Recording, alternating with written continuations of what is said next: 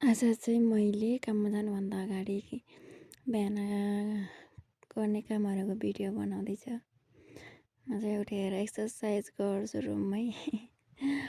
त्यसपछि चाहिँ म चाहिँ फ्रेस हुन्छु। अब यो चाहिँ एलोभेराको मलाई नेपालबाट साथीले पठाएको कि ड्राई फेसको लागि राम्रो हुन्छ भनेर, राम्रो हुँदो रहेछ। त्यसपछि चाहिँ म चाहिँ बिहान चाहिँ सधैँ नुहाउनै पर्छ क्या, नुहायो भने चाहिँ फ्रेस महसुस हुन्छ मलाई।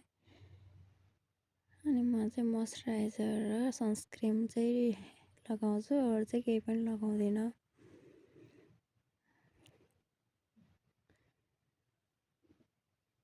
Cute face.